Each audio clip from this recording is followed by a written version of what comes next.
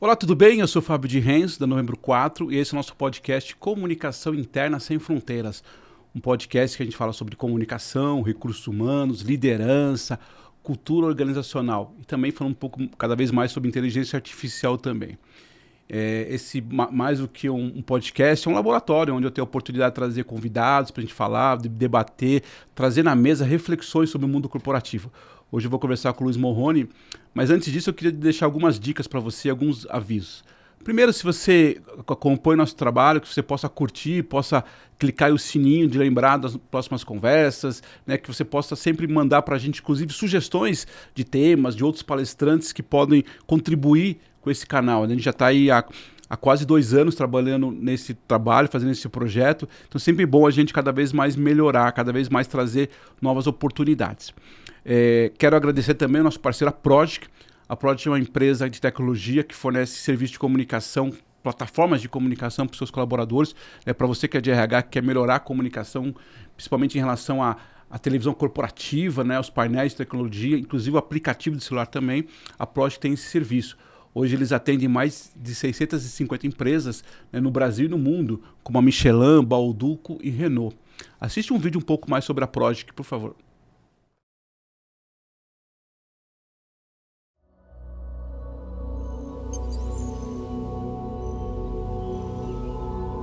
Vivemos em um mundo de novas conexões.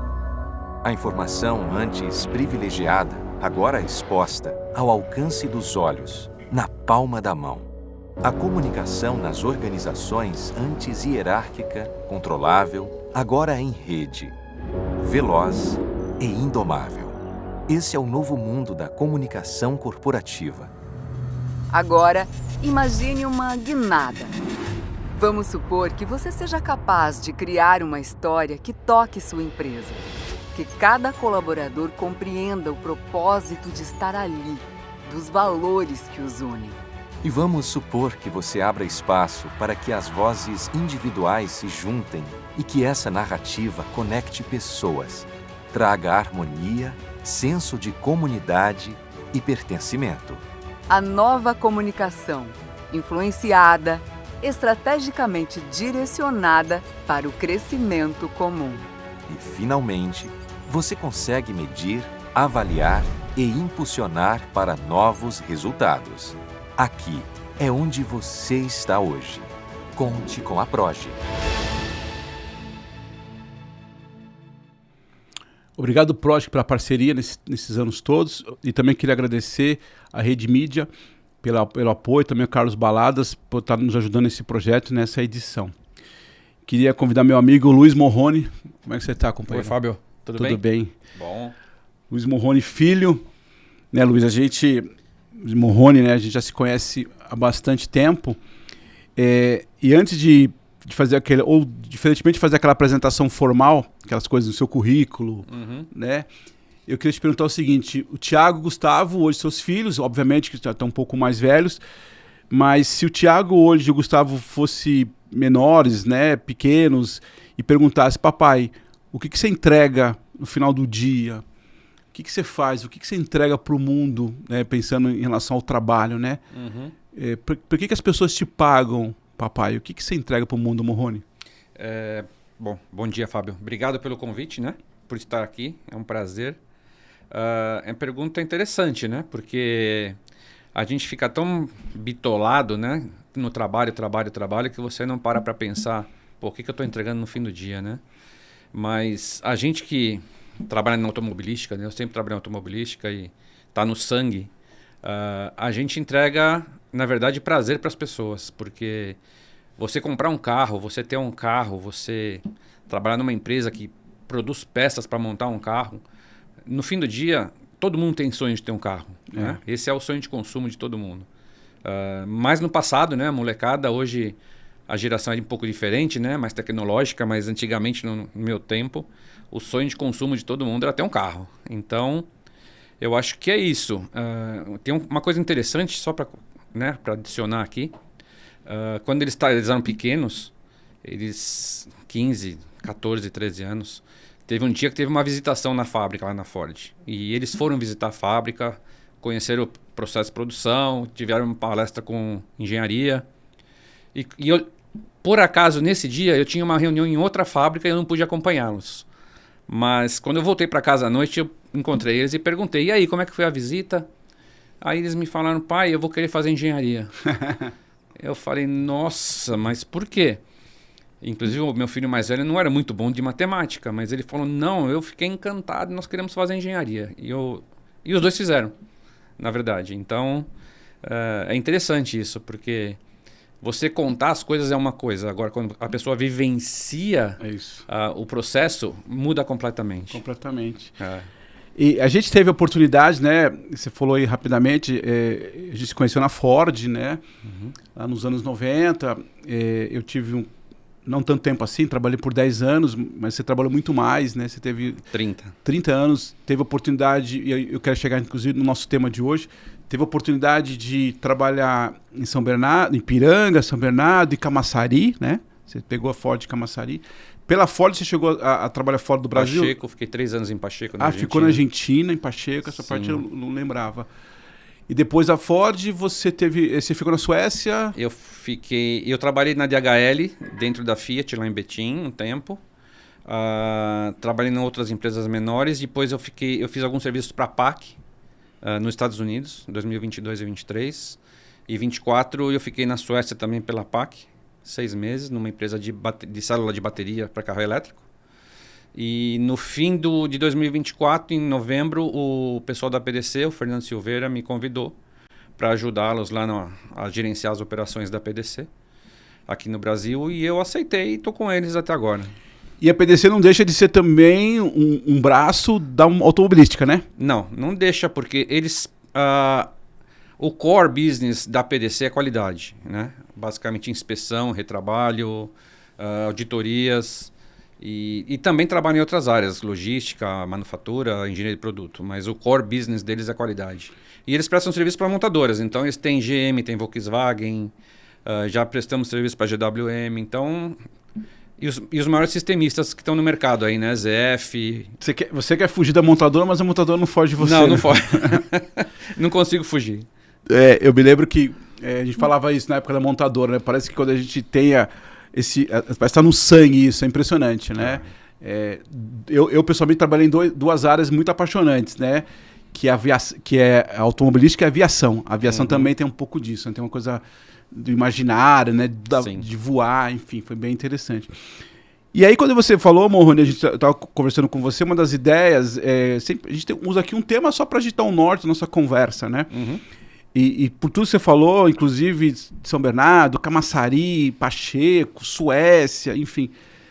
Tem um desafio muito grande que hoje a galera já fala com um pouco mais de necessidade, que é como é que eu faço gerenciamento das minha equipe remota, principalmente com home office. Mas você já vivia isso há muito tempo atrás, né? Sim.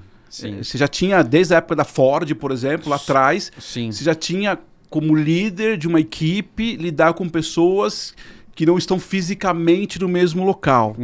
Sim. Já é uma coisa que está no seu currículo há bastante tempo, né? Eu cheguei a ter gente aqui nas fábricas no Brasil, eu tinha na Argentina, eu tinha na Venezuela, a gente tinha... o nosso core ficava nos Estados Unidos, a gente tinha contato na Europa, então você tinha gente espalhada pelo mundo inteiro, teoricamente, né? Principalmente na Ford, que tinha operação no mundo inteiro. Então você tinha contato e pessoas que trabalhavam direta ou indiretamente com você também alocadas praticamente no mundo inteiro. E qual é a principal diferença, assim, como um líder, para quem está, por exemplo, agora vivendo o desafio de... mas o meu pessoal, principalmente ainda alguns casos, né, do home office, eu vejo muito essa reclamação e talvez essa dúvida de como é que lida com presencial e online, ou mesmo home office, ou mesmo fisicamente, mas em outros locais, que foi o seu caso, né? Qual que é o principal desafio que você tem como líder nesse caso, Morrone? Tem alguns desafios, né? São alguns desafios.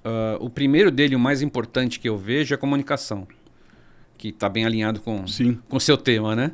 A comunicação é essencial, porque... e você imagina antigamente, né, que você não tinha nem internet discada, né? Você não tinha tecnologia alguma, né? E hoje você tem muita tecnologia, o que te ajuda muito a controlar isso. E a pandemia também mudou completamente o norte do processo, né? Porque ela te obrigou a fazer home office, as pessoas Alguns se adaptaram bem, outros não se adaptaram bem. Então fica difícil. Eu, particularmente, gosto muito de presencial. Porque o presencial você consegue estar vendo o que está acontecendo, você consegue se relacionar com as pessoas, você consegue entender o progresso do trabalho, dar um norte para as pessoas quando está fazendo o trabalho. No remoto é um pouco mais difícil, porque você tem que trabalhar algumas coisas para você poder estar em contato com as pessoas, né? Então, por exemplo, como eu falei, comunicação. Hoje você tem MS Teams, tem o Skype, tem Zoom, tem várias ferramentas que você pode usar e estar em contato com as pessoas. Então, para mim, o primordial é você ter uma agenda e estar toda semana falando e comunicando com as pessoas. Porque eles têm que entender que você está cuidando deles. Perfeito. E eles têm que entregar um trabalho que você está solicitando. Então você tem que fazer esse monitoramento e esse acompanhamento e nunca deixar de lado também alguns aspectos, né? Por exemplo, quem trabalha em home às vezes perde noção de tempo, trabalha muito tempo. Eu conheci pessoas que tiveram burnout por causa disso, porque você fica isolado, trabalhando muito tempo e a pessoa entra num tipo de colapso, vamos falar assim, né? Então a gente precisa trabalhar isso também. Eu sempre brinco que quando a pessoa sai de férias é para sair de férias. Não significa que você pode ligar pro cara a qualquer hora, que você pode pedir coisa pro cara. O cara tá de férias, ponto. Ele tem que desligar e aproveitar o tempo dele, né? Tem que ter as paradas no dia a dia, no trabalho. Então, isso para mim é importantíssimo. E você dá condições para a pessoa também, né? Isso. Eu vou te dar um exemplo do meu trabalho hoje. Eu faço esse processo com o time hoje, porque eu tenho gente espalhada no Brasil, né? Para você ter uma ideia, hoje a gente tem 450 pessoas espalhadas em operações, em montadoras e sistemistas no Brasil. Então eu tenho Minas, eu tenho no Nordeste, eu tenho no Porto Alegre, eu tenho no Paraná, eu tenho no Rio de Janeiro.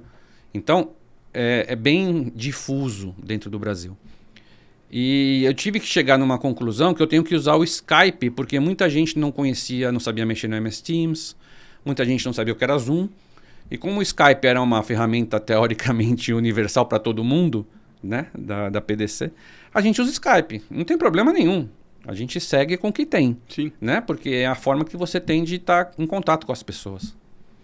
É interessante essa preocupação quando você fala, porque quando você for da questão do home office, uma coisa que eu percebo também, a gente vai falar um pouco mais sobre isso, claro que as empresas precisam dar condições, como você falou, mas eu já vi muitos casos também, né, Morrone? Quer dizer, a própria pessoa, às vezes em casa, ela se cobra também muito mais, né?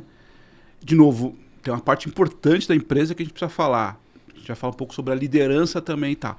Mas tem uma parte dessa pessoa que, além de ela se sentir sozinha, ela não quer perder uma reunião, ela quer mostrar que está lá, né?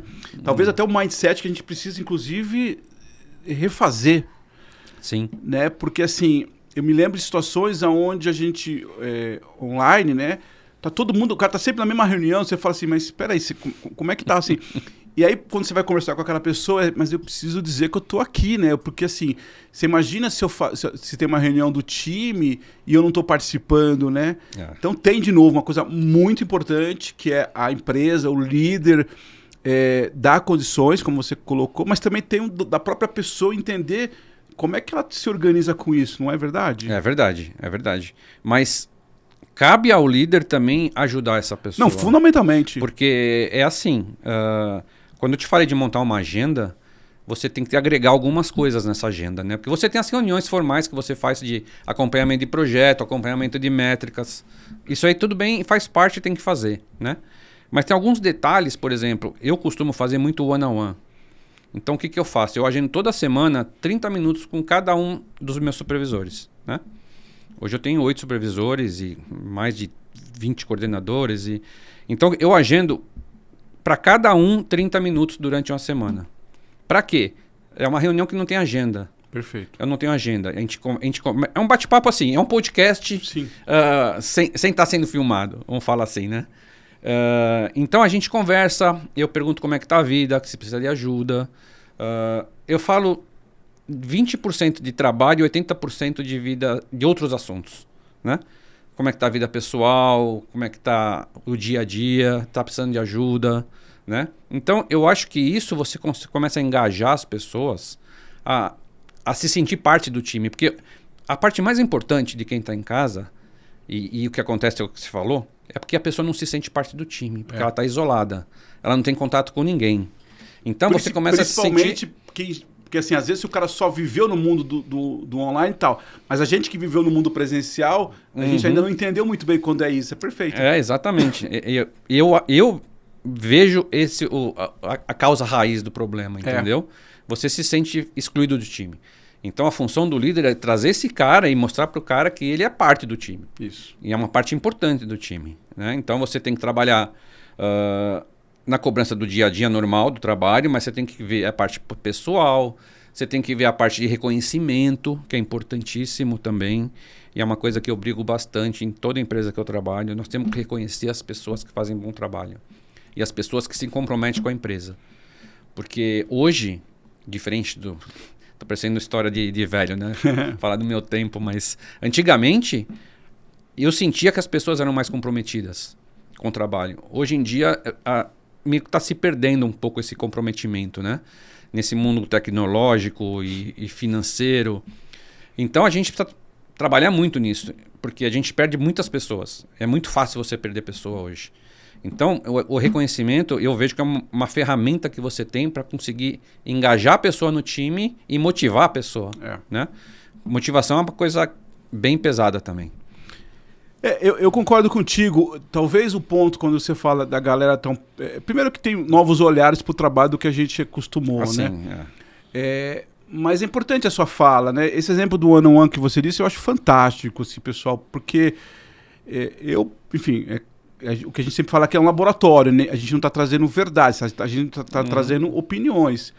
Mas quando você diz que você marca uma reunião individual, onde 20% de trabalho, 80% para falar sobre, teoricamente, a vida da pessoa, as coisas, olha que interessante isso, porque é nesse momento, e eu acredito também nisso, que você vai criando vínculos com aquela pessoa. Sim. É nesse momento que você entende um pouco as características do Fábio, que são diferentes das características do João ou do Luiz Kung Fu que a gente conhece.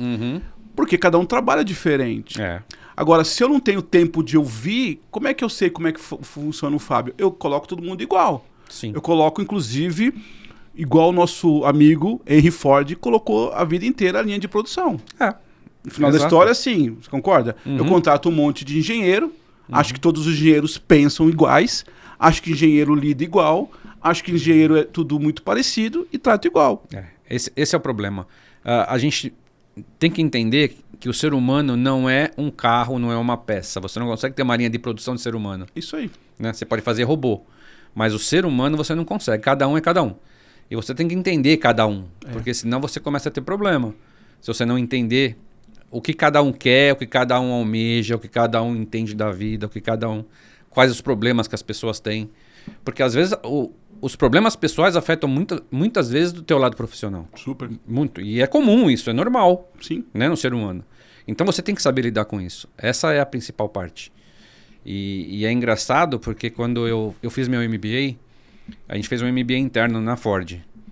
E eles abriram a MBA para administração e para gestão de pessoas.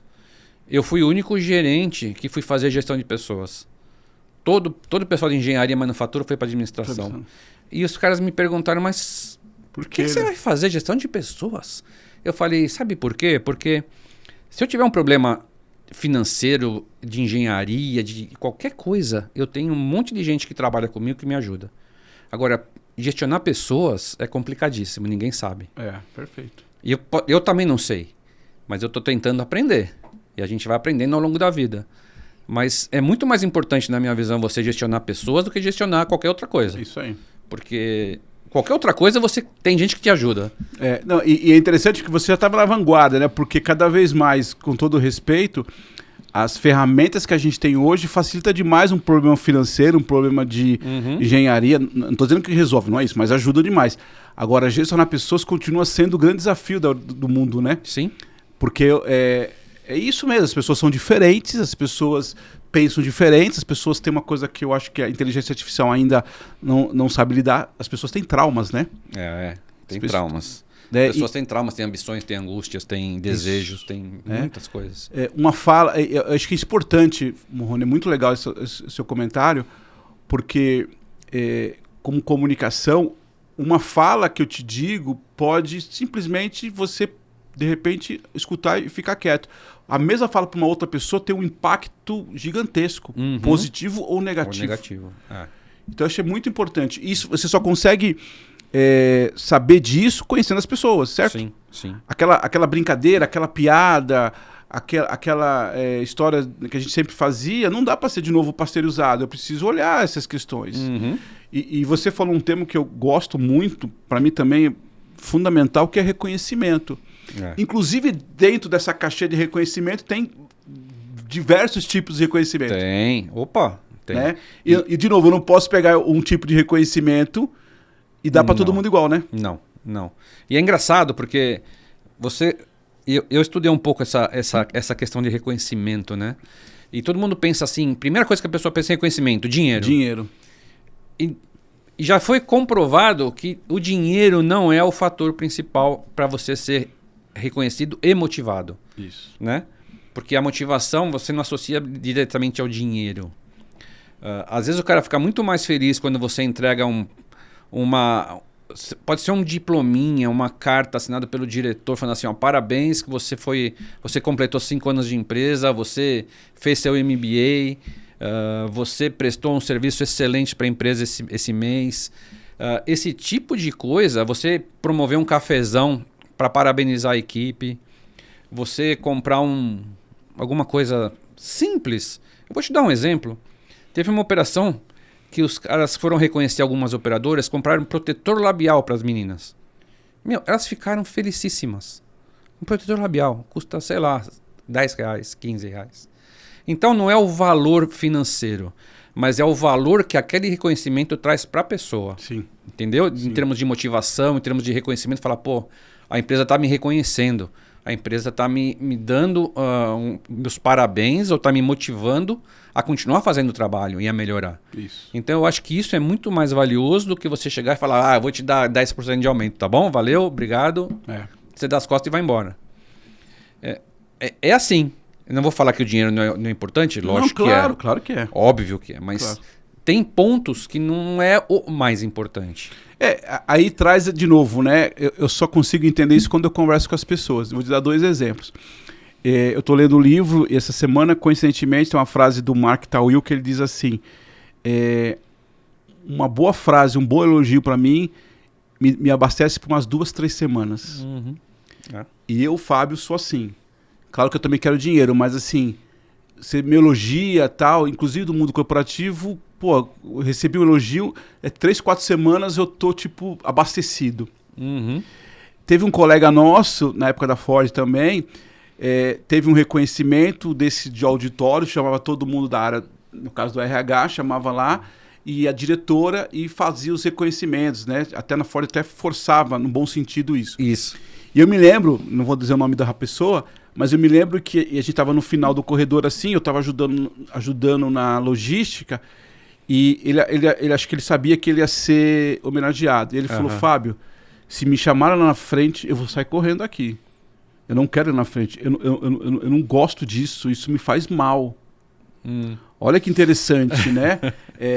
Algo que para um seria extremamente positivo, estar em evidência lá, no caso do nosso, por isso qualquer outra empresa, como você falou, um diploma. Inclusive muita gente vai no LinkedIn hoje e posta esse diploma, por exemplo. Para ele, por N fatores, pelos traumas que ele teve, aquilo ia fazer mal para ele. Pela introspecção dele, talvez? Pela introspecção, enfim. Eu me lembro que até eu chamei uma pessoa, falei, cara, não chama ele, vai dar problema. Mas, de novo, a gente, nesse caso deu tempo ali de meio pescar, mas talvez não tenha dado tempo. Mas é isso, né? Dentro da questão do reconhecimento tem várias coisas, tem vários exemplos, né? Você tem, concordo contigo, a questão financeira, que não é tão importante, tem a questão de prêmio. Tem gente que, uma das coisas assim, tem gente que que gosta de pegar novos desafios, né? Pode parecer uma coisa louca, mas o novo desafio para ele é um reconhecimento, né? Sim, é verdade.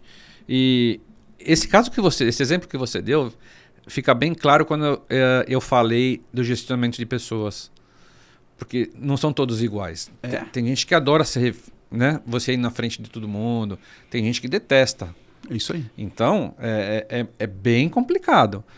E eu vou te dar um exemplo também. Já que você está dando exemplo, eu vou te dar um exemplo que aconteceu recentemente. A gente tem uma operação em São José dos Campos. E a nossa supervisora lá, ela é a pessoa mais antiga da empresa. Ela completou 20 anos. A PDC começou aqui nos anos 2000, então a PDC tem 25 anos. Ela tem 20, ela foi uma das primeiras pessoas a entrar na empresa. E começou de baixo, tal, né? E aí foi estudando, virou técnica de segurança, aí virou supervisora. E ela cuida de várias operações na região ali. E o RH me chamou e falou, ela vai completar 20 anos. Eu falei, ótimo, vamos fazer um reconhecimento para ela, né? Aí a gente preparou, compramos um presente. O RH preparou um filme de toda a história dela, da família, mostrou a família e tal. Eu peguei o carro, peguei a gerente de RH e nós fomos para São José dos Campos. E para não contar para ela que a gente ia fazer isso, eu liguei para ela um dos dias antes e falei, você pode juntar todo o nosso time aí numa sala que eu quero conhecer o pessoal, me apresentar, que eu sou novo. Não, pode deixar que eu vou fazer. Falei, legal. Chegamos lá e ela toda animada que eu ia conversar com o pessoal, com o time. Aí ela conseguiu um auditório dentro da empresa que a gente trabalha. E juntamos todo mundo lá, tinha mais de 30 pessoas, 30 funcionários. E aí eu comecei a falar, eu falei, olha, eu queria me apresentar, me apresentei e tal. Eu falei, mas eu queria falar o real objetivo da visita, né? Além de me apresentar, nós viemos aqui para fazer uma homenagem para a Elaine. Ela completa 20 anos de empresa, ela foi uma das primeiras pessoas, ela cresceu bastante na empresa, então a gente veio aqui para agradecer a ela e dizer que a gente continua confiando muito nela e gostando muito do trabalho que ela está fazendo. Aí passamos o filme, demos o presente, e ela ficou completamente emocionada, né? Ela falou, eu nunca imaginei que vocês fossem fazer isso. Então, esse tipo de coisa, cara, é um momento que a pessoa não vai esquecer. Ela pode sair da empresa, trabalhar em outro lugar, e vai ter os filhos, vai ter os netos, e vai estar sempre lembrando desse momento. Como a gente lembra? Eu lembro de vários momentos que eu tive. Sim. De preferência os bons, né? Os ruins a gente deleta. Mas os bons a gente guarda. E é muito bacana isso. É muito bacana. De novo, né? Aqui eu acho que o exercício pro líder, principalmente, né? Essa sensibilidade disso, como você trouxe no início do reconhecimento. E, de novo, né? Entender como é que se conecta. As pessoas são diferentes. Pessoas... Talvez a Eliane, né? Ela gostou... Talvez o outro não ficaria um pouco ali introspectivo na reação. Sim. Natural que aconteça isso.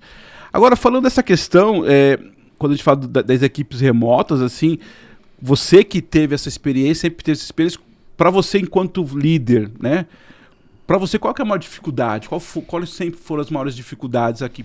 Eu estou escutando o Morrone, estou gostando desse tema, eu sou um líder aqui, trabalho numa empresa. Quais as maiores dificuldades que você sentiu nesses anos todos da sua parte, enquanto liderar equipes remotas? Eu acho assim, a primeira coisa é você engajar o time, né? Hoje você consegue fazer isso um pouco mais fácil, porque você tem algumas ferramentas. Então você tem as ferramentas de comunicação, que eu já mencionei no começo. Você tem ferramentas de gerenciamento. Por exemplo, se você vai trabalhar numa área de gerenciamento de projeto, como eu já trabalhei em algumas, hoje você tem Trello, tem Gira, tem várias ferramentas que você consegue controlar o trabalho com as pessoas. E você consegue também ter algumas ferramentas para controlar as métricas, performance das pessoas, até para ver bem-estar do funcionário, ver como é que está a vida pessoal, vamos falar assim. Mas, de novo, e eu vou ficar bem repetitivo nisso hoje, porque o assunto de pessoas remotas me remete a isso. É a comunicação. A comunicação e você acompanhar a pessoa e fazer a pessoa se engajar, treinamentos, one-on-ones que eu te comentei, as reuniões operacionais, tudo isso a gente consegue trazer as pessoas para o time. Perfeito. Porque as pessoas têm que se sentir parte do time, de novo. Desculpa do repetitivo, mas não, perfeito. É o que tem que ser. O bottom line da conversa é essa. É você ter comunicação fluida com todo mundo e a pessoa se sentir parte do time. Porque ela tem que trazer isso para você. Você concorda que dentro dessa caixinha comunicação, Morrone, também passa uma questão que eu sempre discuto um pouco nas empresas, que é maturidade das relações, que é mais ou menos assim, comunicação, beleza, mas assim, Morrone, vamos combinar, vamos criar nosso ritual aqui, eu espero isso de você, você espera isso de mim, vamos estabelecer prazo para isso. Sim. Me parece que, aí foi um pouco de comunicação, a gente fica muito no acho que, o óbvio, eu tinha certeza que ele tinha entendido, mas não entendeu. Então, eu acho que dentro dessa caixa comunicação tem um ponto importante aqui para quem está nos ouvindo também, acompanhando, que é maturidade das relações. O que eu espero de você, Morrone? Tem essa reunião de trabalho, e aí sim, eu acho que independe um pouco de você estar todo dia presencial ou não. O que me parece que, às vezes, principalmente no remoto, a gente não estabelece essas coisas muito claras. E é difícil, porque, vamos ser sinceros, é difícil eu, que estou no remoto, ficar toda hora tipo, apertando lá, mesmo que seja como você falou lá, o Skype? O Skype, para dizer assim, Morrone, tô com uma dúvida aqui, eu pinto de amarelo ou pinto de verde a tela? Pô, Fábio, pelo amor de Deus, né? Então, assim, coisa que no presencial você até podia perguntar. Então, eu acho que passa, principalmente pelo remoto, uma coisa de maturidade, assim, o que você espera de mim, Morrone? O que você quer? Que horas que eu posso te chamar? Que horas que a gente pode ter uma conversa? Qual a data que está... Você acha que passa um pouco por isso? Passa. Na verdade, assim, você... Principalmente com o time remoto, você define a agenda, você define os encontros que você vai ter, qual que é o conteúdo disso? Primeiro, você tem que definir o objetivo para as pessoas.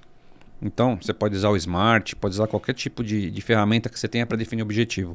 Mas você tem que definir o objetivo e alinhar com a pessoa quais são os objetivos.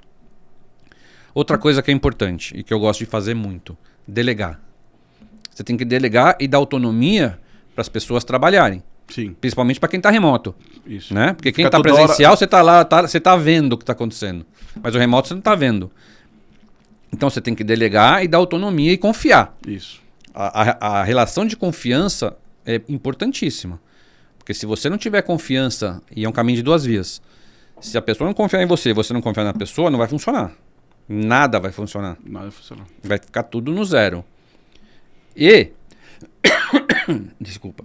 E tem a avaliação de desempenho no final, que você consegue sentar com o cara e discutir o que foi bom, o que foi ruim, o que pode melhorar. Então, todo esse acompanhamento está balizado nesse pilar que eu te falei.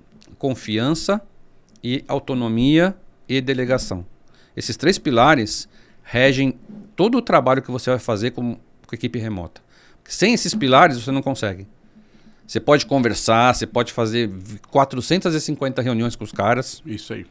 Perfeito. E hoje está mais fácil ainda, que tem o WhatsApp, né? Perfeito. O cara tem uma dúvida, o cara te manda uma mensagem no WhatsApp. 24 horas por dia.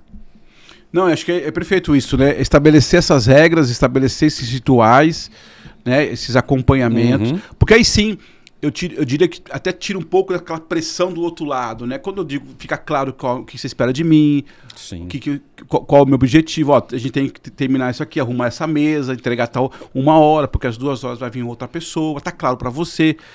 Mas, de novo, né? Às vezes a gente passa por algumas questões. Você sabe fazer o trabalho, você tem instrução, você tem procedimento, Isso. Você precisa de treinamento, Isso. Você precisa treinar as pessoas. Isso. E de novo, né? Principalmente no mundo cada vez mais com uma cobrança natural, às vezes a pessoa não se sente confortável de dizer, Morrone, eu não entendi o que você me perguntou. Eu não sei. Eu não sei. Como é que eu tenho um Fábio que está trabalhando comigo há 3 meses, 6 meses, 1 ano, e ele disse que não sabe, e não sabe mesmo, né? Não sabe. E não é feio falar, não é? Claro. Não tem nenhum problema você falar, eu não sei. É isso aí. Isso é um paradigma, né? Sim. Hoje no sistema corporativo é um paradigma você falar, eu não sei.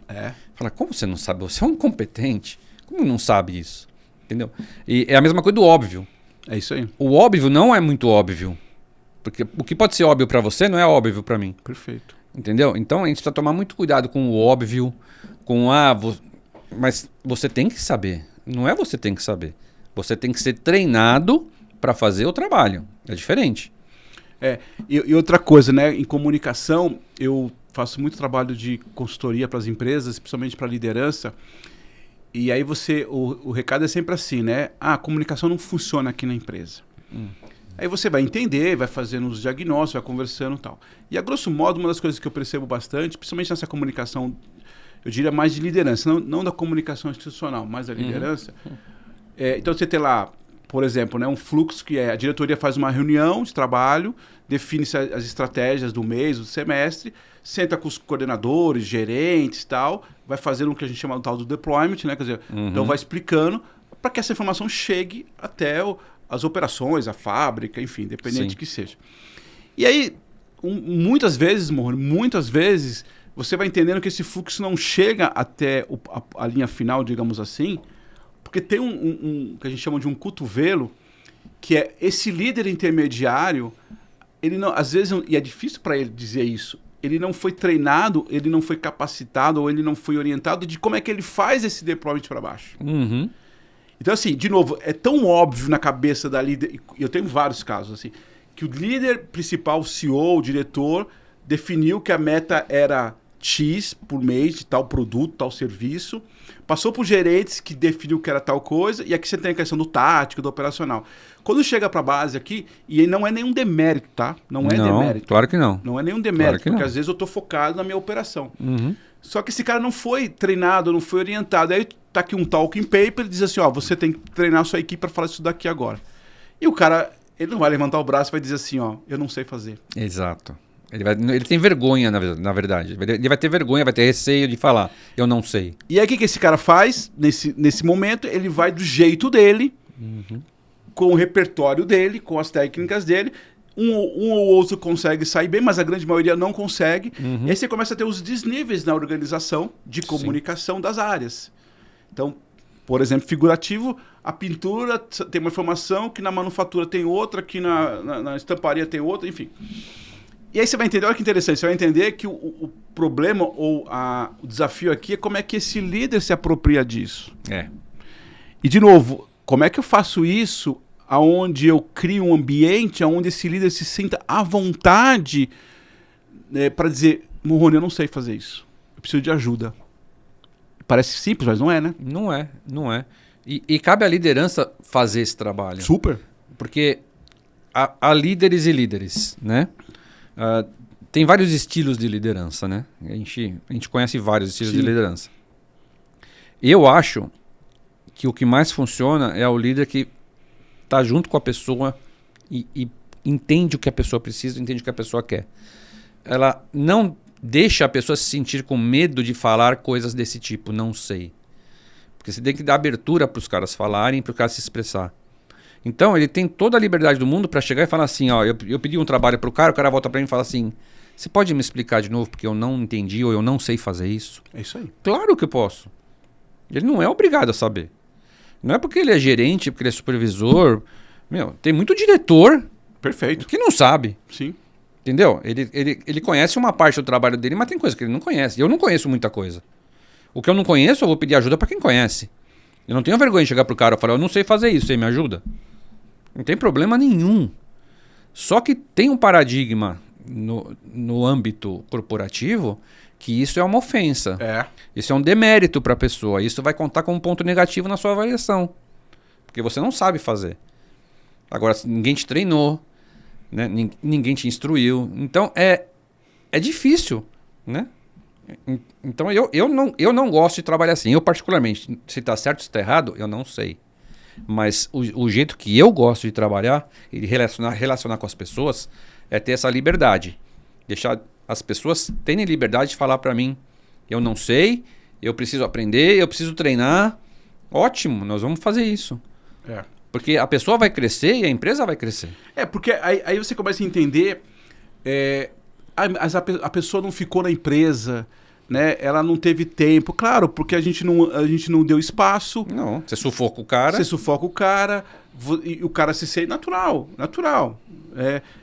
Eu não posso dizer para você assim que eu sei tudo. Aí para evitar esse tipo de constrangimento que você falou, ou eu fico desesperado de tentar encontrar uma solução, ou eu vou embora. Eu não quero enfrentar essas coisas. Então, perfeito, Morrone. Eu acho que esse é o papel, sim. Concordo totalmente contigo. O líder precisa ter isso claro. Porque também, outra coisa, nem todo diretor, nem o CEO sabe de tudo. Não, mas... É que o CEO, normalmente, ele tem... teoricamente, equipes que vão ajudando. Ele tem uma visão mais ampla. Os diretores têm equipes e tal. O problema é quando você vai abaixando aqui, o cara às vezes não tem essa equipe para ajudar. Então ele fica sozinho ali. Então ele precisa ter. A tal da vulnerabilidade não é fácil. Não é não. Agora tem outra coisa aqui interessante que eu queria te perguntar também. Você falou no começo, tudo isso, inclusive, tem lance cultural, né? Porque você teve a oportunidade de trabalhar em São Bernardo, na Bahia, na Argentina, nos Estados Unidos, na Suécia, independente até da mudança de empresa. Isso também, ele remete são culturas diferentes? Sim. Nos Estados Unidos é diferente da Suécia. A Suécia, Estados Unidos eu conheço um pouco, a Suécia eu não conheço nesse Nossa, sentido. é bem diferente. Qual que é a relação, assim, quando você fala da Suécia? É assim, você tem alguns aspectos diferentes, né? Quando você fala em termos globais, assim, de países. Você tem fuso horário, primeiro. Perfeito. Que é complicado. E aí você tem que fazer um baita planejamento para poder conversar com todo mundo. Você tem que pegar um cara que está acordando com um cara que está indo dormir. E um cara que está no meio do caminho. No almoço. Então você tem que concatenar todos esses problemas de fuso horário. Você tem o problema cultural. Tem problema de língua. Tem o problema da própria cultura do país. Né? Por exemplo, na Suécia, teve até um caso interessante que... Depois de uns meses lá, eles começaram a ter um problema financeiro e começaram a cortar as pessoas. E por outro lado, todos os escritórios tinham uma cozinha completa e todo dia eles repunham leite, fruta, um monte de coisa. Café, um monte de coisa. Coisa assim que você nem imagina que aqui não tem. Aí eu conversei com o sueco e falei, mas a gente está demitindo pessoas e continua gastando uma baita grana com isso? Ele falou, mas a gente não pode cortar porque isso é cultural. Isso é cultura daqui. Então, os caras preferem demitir as pessoas do que cortar banana, maçã, leite, que estragava. Era tanta quantidade que estragava. Porque ninguém comia, ninguém tomava. Mas não teve, culturalmente não podia cortar Mas era cultural. Então, esse tipo de exemplo são as diferenças que você tem das culturas. Por exemplo, nos Estados Unidos, a cultura do horário de trabalho é muito rígido lá. Não tem essa do brasileiro que fica um pouco a mais, fica um pouco a menos. Lá é rígido o negócio. Deu 5 horas, vai embora. Deu 5 horas, vai embora. Então, as culturas são diferentes. Então, você precisa se adaptar às culturas também. O que mais chamou atenção? A Argentina é muito parecido com o Brasil. Não tem muita diferença cultural. Na época que eu trabalhava lá, por exemplo, a gente podia tomar vinho na hora do almoço num restaurante dos executivos. Né? Coisa inimaginável em qualquer lugar. Mas é a cultura deles. Então, existem alguns pontos culturais diferentes. Então você tem que ter essa capacidade de se adaptar a essas culturas. Isso. Porque senão você não consegue trabalhar com os times. Eu me lembro, não sei se você teve essa mesma sensação, que não é exatamente uma questão de cultura, mas era um momento. Quando a Ford lança a Camaçari, por exemplo, a Bahia nunca teve até então uma fábrica de carros. Não. E era uma novidade para os profissionais da Bahia. Sim. Então, assim, não é nenhum demérito para o profissional. Mas a Ford também teve que reaprender a entender a cultura daquela região, porque o Bahia, pelo menos aquela região ali de Camaçari, está muito ligado a turismo, né? A serviços de comércios. E aí você traz uma fábrica, ainda mais Ford, todo aquele padrão estabelecido fordiano. Eu me lembro que no começo, eu cheguei até 2 vezes para Camaçari, porque um dos trabalhos de comunicação era isso, né? Que acho que ainda estavam num processo, e de novo, é natural. Sim. De entender linha de produção, horário, toda essa questão, né? Zero preconceito, mas era um aprendizado. Não sei se você teve alguma experiência nesse sentido também. Claro, eu vivi 5 anos lá, né? Eu fui lá desde da terraplanagem, construção, começamos a colocar a produção rodar. E é isso mesmo. Você pode falar globalmente, mas você pode falar do Brasil também. Então, exatamente. Porque o Brasil é muito assim. Você vai para Minas Gerais, é uma cultura diferente, por exemplo, do que tem na Bahia, do que tem lá no Rio Grande do Sul, do que tem no Paraná. É diferente. São pequenas coisas, mas são diferentes. E você tem que se entender e adequar a essas culturas. O próprio linguajar é diferente. Isso. Então, tem palavras que você fala na Bahia que você não fala em Porto Alegre. Que você fala lá no Rio Grande do Sul, você não fala em Minas. E a gente tem uma operação lá em Minas que a gente faz transbordo de peças e lá eles chamam de baldeio. Então, a gente tem que concatenar que baldeio é transbordo. Então, esse tipo de diferença cultural tem. Isso. Você não precisa sair do país para ver isso. E você tem que se adequar a elas e entender. Não tem nenhuma que tá certa ou que tá errada. Não, é isso aí. Cada um é cada um. Eu tive uma experiência interessante. Eu trabalhei 10 anos na Ford, em São Bernardo, Ipiranga e São Bernardo do Campo. Por uma questão cultural, São Paulo, né? Enfim, aqui tudo, as relações são mais frias, né? Você até tem as amizades e tal, mas assim, você não tem tantos contatos com os vizinhos, né? Uhum. Enfim, isso foi piorando, inclusive, em São Paulo. Aí eu fui trabalhar na Peugeot Citroën no Rio de Janeiro, em Porto Real. Não sei se você conhece aquela região, Porto Real, Resende, ali. Todo mundo se conhece, você saía do trabalho, basicamente as pessoas moravam, pouquinhas pessoas moravam em Porto Real, a maioria morava em Resende ou Volta Redonda, assim, a grosso modo. Tinha Barra Mansa também, mas... Aí você, no final de semana, no comércio, no local, todo mundo se encontrava. Sim. Então, assim, de novo, aqui era uma outra relação, né? E outra coisa importante, né? Que é um pouco parecido com a da Bahia. Era o momento de ascensão da fábrica. A fábrica tinha pouco tempo de inaugurado. Então tinha um afã de crescer juntos, vamos juntos. Então tudo isso é legal, né? Você vai entendendo e tudo isso impacta nessa cultura, né? Aconteceu a mesma coisa na Bahia. Quando eu morei lá, a região de Salvador, Lauro de Freitas, ali, você todo dia trombava com 5 ou 6 pessoas que você conhecia. Era diferente, porque... Quando você sai do seu habitat natural, né? Você é de São Paulo, você vai trabalhar em Camaçari. Quando você sai, é como você ir trabalhar nos Estados Unidos ou trabalhar na Europa. É isso aí. Você cria o teu grupo de amizade e você cria a tua segunda família, né? Então aquilo lá vira a tua segunda família. Vocês estão sempre juntos, é churrasco, é praia, é festa, tá sempre todo mundo junto. E tá certo, porque você não conhece as pessoas locais. Aí você passa a conhecer as locais também e vai agregando isso no teu relacionamento. Mas o startup do negócio é sempre com o grupo que você tá lá. Lá na Suécia, por exemplo, para te dar um exemplo, a gente estava em 18 brasileiros. E o nosso grupo era 18 brasileiros. Aí nós começamos a agregar as pessoas que trabalham com você, entendeu? E lá era diferente, porque lá era um mundo dentro da Suécia. Então tinha cara do México, cara da África, de Ruanda, uma grande amizade que eu fiz lá, um rapaz de Ruanda. Tinha cara da Inglaterra, tinha cara da Alemanha, tinha cara de todo lugar do mundo. Então, a convivência era muito fácil, porque né, você conseguia se juntar com todo mundo. Não tinha... Na verdade, os suecos lá eram minoria, teoricamente.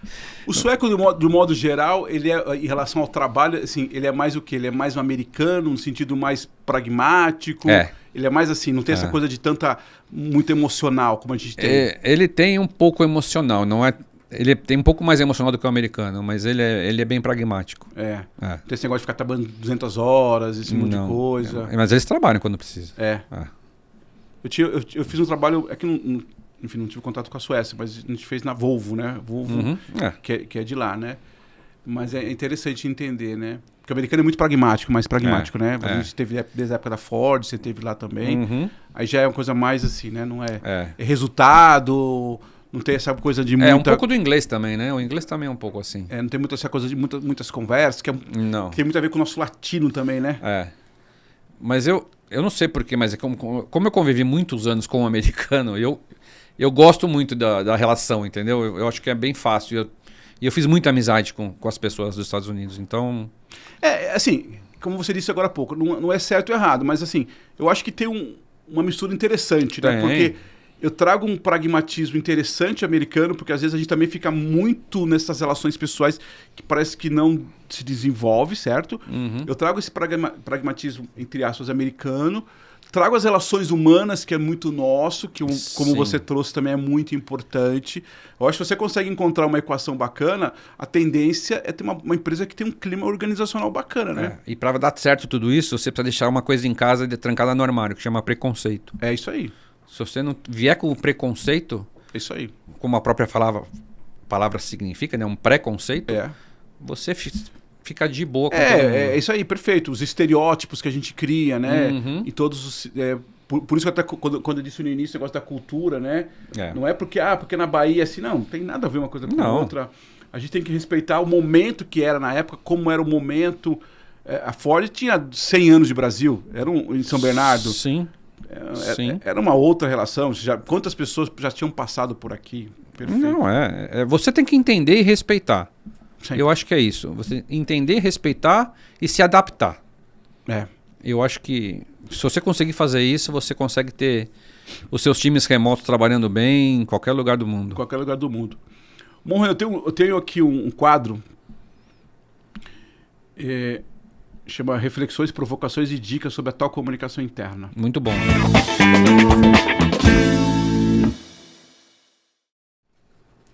Esse livro que você já leu, né, que você ganhou de presente, a gente tem várias reflexões e tem uma aqui que eu acho interessante, que até combina um pouco com a nossa fala.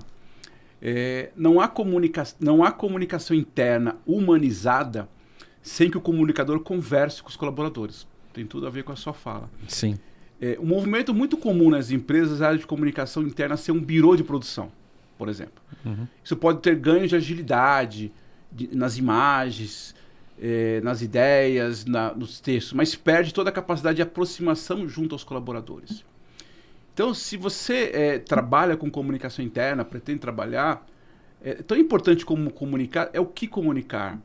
É saber o que comunicar, é preciso conversar com as pessoas. É preciso entender o movimento e a cultura da empresa. Mas na minha empresa funciona assim, eu saí daqui e fui fazer igual. Não vai funcionar. Porque são culturas diferentes, são jeitos diferentes. E não tem o que é certo e errado. A gente precisa entender isso. Não há comunicação humanizada, eu diria até comunicação do modo geral, sem entender e sem ouvir o outro. Então aqui tem uma dica que eu trago no livro, trago para você que trabalha em comunicação interna. Da mesma forma que falamos sobre criar um ritual para conversar com as áreas, né?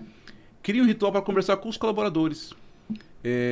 Senta lá uma vez talvez por mês, cada quinzena, coloca na agenda, você comunicador, saia literalmente do escritório, ou mesmo virtual que seja, marca lá, vou conversar com o colaborador, e até pegando aqui uma dica do Morrone, com uma agenda livre, não precisa ter estabelecido uma regra, perguntas e respostas, vai conversar. Provavelmente isso vai te resolver várias coisas, inclusive de conteúdo que você não está conseguindo às vezes abastecer, tá com a galera. Como aprendemos na escolinha, crie roda de conversas com as pessoas. Isso aproxima. Então acho que tem, inclusive, muito a ver com a sua fala, né? Eu não preciso ter uma roda, uma conversa com tudo estruturado todas as horas. Claro que quando é reunião de trabalho, como você mesmo disse, é importante, óbvio. Tem que ter uma agenda. Tem que ter lá as metas e tal. Mas eu estou dizendo de conversar mesmo. Eu vou bater nessa tecla todas as vezes que no podcast. A gente precisa reaprender a conversar com as pessoas. Sim. Reaprender a escutar sem necessariamente responder. A gente está muito acostumado, né? Principalmente a tecnologia trouxe esse conceito que a gente precisa ficar respondendo tudo. Tem uma frase que eu gosto bastante assim, não necessariamente você quer uma resposta minha, às vezes você só quer falar. Sim, você quer desabafar. Eu não estou esperando, Morrone, preciso te contar um negócio. Estou com uma dúvida assim no meu trabalho e tal. Eu não estou esperando exatamente uma resposta sua, mas eu preciso desabafar. E eu só consigo fazer isso quando de verdade eu abro aqui o espaço. Gostei do seu exemplo. Meia hora por dia, por semana, enfim. Uma agenda. O que a gente vai falar? Não sei, vai falar aquilo que te toca. Tem um exercício que eu fiz uma vez numa empresa, foi bem legal, que eu aprendi um pouco na Ford também, que é a história do warm-up, né? Às vezes a gente começa as reuniões já com aquele monte de coisa na cabeça, já joga tudo lá para a reunião, fica uma hora de conversando, as pessoas saem da reunião, nem sabem por que estavam na reunião, nem sabem por que entraram na reunião, e nem sabem o que precisam fazer depois da reunião. Aí você marca uma reunião para discutir o que foi discutido na reunião. Exato. Uma dica simples é um negócio chamado warm-up, qualquer nome que você quer dar, que é fazer um aquecimento. Sim. E tem várias dicas assim, né? Então você coloca o pessoal, faz uns 5 minutinhos de aquecimento. Tem situações até que algumas reuniões que eu já participei que o pessoal faz exercício físico, né? Tem. Faz ali na própria cadeira mesmo. Teve uma que o pessoal pergunta, e aí, você sabe por que você está nessa reunião, né? Que é importante também, né? E teve uma que eu fiz que eu achei muito interessante com a diretoria de uma empresa, onde a gente falou assim, ó, o warm-up vai ser o seguinte, eu queria que você contasse, fora do trabalho, o que hoje está mais tocando você? O que você está fazendo hoje, neste momento da sua vida, que mais te chama atenção? Fora do trabalho. Eu vou dizer, Morrone, foi sensacional. O diretor veio e falou assim, pô, legal essa pergunta. Eu tô correndo, tô fazendo eu aprendi agora, quero fazer uma maratona, tô correndo. O pessoal olhou para ele, nossa, você tá correndo, né? Já a história da aproximação. Aí teve um outro que disse, eu tô fazendo... a minha esposa lá tá pedindo pra gente fazer uma casa na praia, não sei o que e tal. Então, aí teve um senhor já, que ele tá bastante tempo na empresa e já tinha a história do estereótipo, do preconceito, que ele tava, mas acho que ele não tá muito atento... tá muito motivado, não tá muito engajado. Esse era o comentário nos bastidores. E aí, quando eu fiz esse warm-up, nós fizemos com ele, ele falou assim, é legal essa pergunta que você está me fazendo. Ele já era um senhor, ele tinha 2 filhos já casados, né? Um homem e uma mulher. E o filho, um homem, eu não lembro exatamente se o homem ou a mulher, enfim. Um tava indo para a Europa, para morar na Europa, com o marido, com a esposa, enfim, não lembro. E o outro tava indo para os Estados Unidos. E ele falou assim, a minha esposa não está sabendo lidar com isso. E eu não estou sabendo lidar com essa dor da minha esposa. Cara, isso foi tão transformador, Morrone. Porque assim, os outros gerentes... Falaram, cara... Todo estereótipo foi por água abaixo. Como é que você... Assim, e aí, claro, você pode... Aí sim, aí abrir uma outra conversa. Sim. Que é para uma outra situação. Então você tem 2 filhos hoje, grandes já, formados. Daqui a pouco eles vão para Europa, qualquer lugar que seja, sua esposa não tá sabendo lidar e você não tá sabendo lidar com ela. Todo o estereótipo do Morrone cai, cara. Exatamente. Fantástico isso lá. É verdade. Eu não sei se você já teve algum exemplo assim, algo de warm-up ou coisa parecida de... Não, mas eu vou te contar o que eu faço normalmente, principalmente com as reuniões online, né? Todas que eu faço de trabalho, eu começo a reunião mostrando um slide chamado comprometimento do time na reunião. Como o time tem que se comportar na reunião. Então, eu falo 4 coisas básicas para eles no slide. Primeiro, mantenham as câmeras ligadas. Porque quando você mantém a câmera ligada, você consegue interpretar a linguagem corporal da pessoa. Que é muito importante você entender a linguagem corporal. Então, esse é o primeiro requisito que eu coloco lá. O segundo quesito é, vamos focar no tema da agenda, sem discussão paralela e sem divagação. Né? Porque se você deixar devagar, reunião de meia hora vai demorar 2 horas. Então, vamos focar no assunto. O terceiro tópico é, vamos ter uma comunicação piramidal. Foco principal da conversa e os resultados. E o último item que eu falo lá é escutar atentamente. Escuta. Primeiro escuta, depois fala.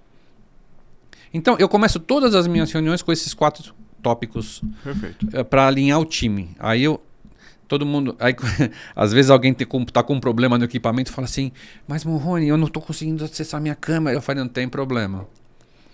Não é uma regra, é uma recomendação. Né? Se você está com um problema, ok, a gente entende, não tem problema nenhum. Mas é uma recomendação, não é uma regra. Sim. Se você não tiver com a câmera ligada, você vai ser... comprar uma câmera nova, você tem que sair correndo, é isso. Então, eu gosto de usar isso. Porque, obviamente, com um bate-papo face-to-face aqui, numa reunião presencial, você capta muita coisa que não está sendo discutido. Isso. Só o cara do jeito cruzar o braço, esticar o braço, se movimentar na cadeira, você sabe o que está acontecendo. Você começa a entender se o assunto está bom, se está ruim, se ele está gostando, se ele não está gostando. Você consegue pegar tudo. No online é mais difícil. Então eu sempre entro com esse tipo de warm-up nas reuniões, até para dar uma descontraída no time, né? E falar, ó, pessoal, vamos seguir isso e tal. E aí eu entro com a agenda e aí a gente segue com a reunião. E eu sempre rodou super bem, a gente... Não, e acho que até... De novo, Morrone, para mim isso é um exemplo claro de uma maturidade das relações. A gente precisa deixar claro o que a gente espera desta reunião. Sim. Mas eu tô com uma dor muito grande. Tá bom, Fábio, a gente pode conversar depois? Não adianta nessa reunião você trazer aquela situação... Eu tô te respeitando, eu entendo, e se for algo muito gritante, você até pode sair da reunião. Sim. E a gente conversa depois. Claro. E se for algo extremo, até cancela a reunião para falar com você, tá tudo bem. Mas assim, vamos definir as coisas claras, vamos ser mais assertivos. Uhum. Essa pergunta tem a ver com essa reunião? O exato. grupo que está aqui são as pessoas que têm a ver com essa reunião? Porque, de novo, Rony, parece impressionante, mas assim, chama uma reunião com 30 pessoas. Das 30, 3 estão envolvidas, os outros estão lá só para compor. Uhum. E aí é óbvio que a pessoa cansa, é óbvio que se estressa, é óbvio que o cara sai de lá desmotivado, e aí você não entende por que sai desmotivado. Exatamente. Então, eu acho que é isso que você está falando. Vamos discutir isso, vamos abrir perguntas, vamos ficar atentos. Perfeito, eu acho que é bem isso. Eu acho que tem que ter... Qualquer reunião que você quiser fazer, você tem que ter algumas coisas básicas. Você tem que ter uma agenda bem definida, com tópicos a ser discutidos e tempo. Você tem que ter uma minuta da reunião para saber o que aconteceu na reunião, o que tem que fazer, quais são os próximos passos. E uma lista de presença, simplesmente para saber quem está participando e quem não está participando. Teve até um dia, um tempo atrás, uma pessoa escreveu no LinkedIn, né, ela criticando demais as reuniões, aí todo mundo apoiando ela, achando que reunião é um desperdício, e falando não sei o quê, né? Até uma galera mais nova e tal. Aí eu até entrei na discussão e falei assim, o problema não é a reunião. O problema é como é que são conduzidas as reuniões. Exato. Porque reunião, pensando como aspecto até de comunicação, pode ser a melhor ferramenta de comunicação que você tem. Uhum. Às vezes eu não preciso gastar muitos recursos de estrutura de comunicação, de campanhas, se eu fizer uma boa reunião. Sim. O problema é que normalmente a gente não organiza bem as reuniões. Planejamento. A gente não planeja, a gente não coloca as diretrizes como você falou. Eu não vou dizer que a gente tem que fazer reunião todo dia, não é isso. Não. Mas uma boa reunião, eu repito isso inclusive para quem trabalha em comunicação, uma boa reunião, uma reunião bem feita, ela é um excelente meio de comunicação, é uma excelente forma que você tem de aproximar as pessoas, de pegar o que você falou, as entrelinhas das conversas. Agora, tem que trabalhar, tem que organizar, dá trabalho. Fábio, eu faço 2 reuniões de trabalho por semana com o meu time. Uma na segunda-feira, para a gente revisar o que aconteceu na semana passada, e uma na sexta-feira, para entender o que a gente fez, o que falta fazer, para na próxima semana tá no caminho. É isso aí. Eu não preciso mais que isso. Se eu precisar fazer alguma reunião no meio do caminho, eu posso até agendar alguma coisa específica. Sim. E, logicamente, os meus one-on-ones também estão espalhados na agenda, mas não precisa. Por isso você tem que planejar. Tem que ter algum objetivo e alguma necessidade da reunião. Senão, a reunião é reunião, não serve para nada. E, de novo, né, Mohan, até para finalizar aqui, tem que planejar e também tem que deixar bem claro aquilo que você falou no começo, que para mim é fantástico. É a sua sensibilidade de abrir espaço para ouvir as pessoas. Sim. E para, em algum momento, o cara se sentir confortável e dizer... Aí sim pode ser em qualquer momento. Morrone, posso te ligar? Posso mandar mensagem? Posso ir na sua sala? Posso fazer uma videoconferência?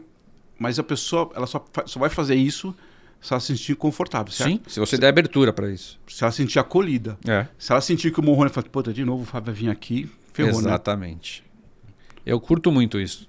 Tomar um café com a pessoa, sair para almoçar com a pessoa. Eu fiz isso ontem, por exemplo. Tinha um rapaz lá que o RH veio me falar que ele estava desmotivado, que ele queria sair da empresa. Aí eu fui lá e convidei ele para almoçar. E tudo que ele me passou estava diferente do preconceito das outras áreas, entendeu? Sim. Então, a gente aprende muito com isso também. Super. Porque a gente... é a história da verdade, né? Você tem a sua verdade, a minha verdade e a verdade que é a verdadeira. É isso aí. Então, você tem que entender os 3 lados. É isso aí. E eu sempre prezo por fazer isso. Eu nunca tomo partido na primeira coisa que vem. É muito bom. Por isso você está onde você está, né? Por isso você tem uma história linda aí de trabalho. Eu te acompanho há bastante tempo. Que bom que a gente se conectou de novo. Verdade. Queria te agradecer. Agradecer pela oportunidade de falar com você. Agradecer por estar presente aqui comigo. Para mim é um baita oportunidade de te ouvir.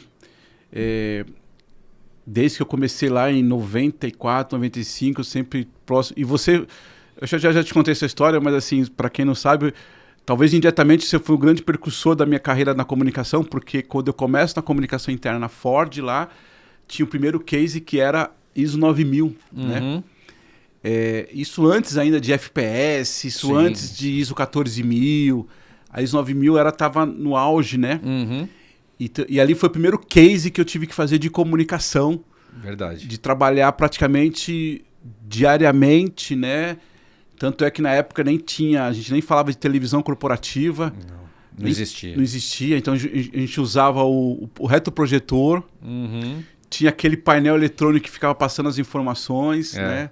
E tinha um monte de meios de comunicação na fábrica, no banheiro, no restaurante, no ônibus, né? Então ali para mim foi uma baita experiência. Claro que a tecnologia ajudou muito, mas eu acho que o conceito, né? Essa coisa de estar ouvindo as pessoas, estar comunicando, né? Hoje nem tem mais quase ISO 9000, né? Já está em quase 1000. Qual é o 1000? Não, ainda tá? tem, ainda existe ISO 9001. Não, eu digo assim, existe. né? Mas já mudou. Tem muita auditoria agora, muito tipo de auditoria de... Mas naquele momento era uma novidade, né? Era novidade. Uma montadora. A gente foi a primeira montadora ISO 9001. Primeira montadora. Sim. Caminhões, né? Me lembro disso. Caminhões. Me lembro disso. Morrone, obrigado, viu? Eu que agradeço. Obrigado pelo convite. Foi um prazer enorme estar aqui e estamos abertos. Estamos aí, abertos. Se precisar. Obrigado. Você que nos acompanha, como sempre digo, curta aqui, compartilhe com seus colegas. Foi uma história, uma conversa muito legal. E brevemente a gente vai ter outras conversas, outros convidados. Um grande abraço, uma boa semana para todos.